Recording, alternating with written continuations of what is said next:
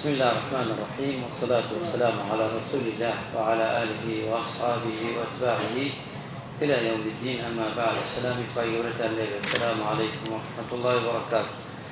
أتينا خدمتي فرمايشتي كيفير لو فرمايشت جواناني بيغمري نازدار صلى الله عليه وسلم ما تعود الناس بأفضل منهما.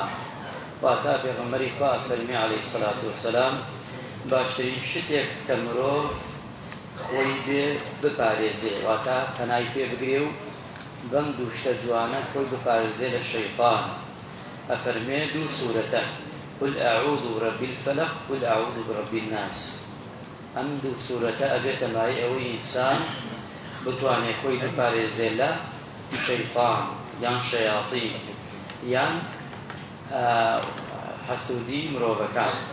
ئەمجا پێغەمبەری نازدار ئەفەرمێ صلى الله عليه وسلم لە فەرمایشتێکی تردا ألا أخبرك بأفضل ما تعوذ به الموعدتين. ئایا پێتان بڵێم باشترین شتێک مرۆڤ کە پەنای پێ بگرێ، یعنی پەنا خۆی پەنا بدا پێی؟ وتیان بەڵێ ئەی پێغەمبەری نازدار صلى الله عليه وسلم فەرمووی سوورەتی ناس و سوورەتی فەلەق. ئەم دوانە ئەتوانێ ئینسان پەنا بگرێت پێی، یان ئەتوانێت لە ئەحادیثی تر هاتووە بۆ حەسوودیش ئەبێ، بۆ ئەم دوو سوورەتە گەورەیە، بۆ زۆر شت ئەبێ منداڵ بترسێت توانی بخوێنی بەسەریدا، شتی تر زۆرە. خوای گەورە ڕەحمەت بە مولایەتمان بکە و فەرمووبانێ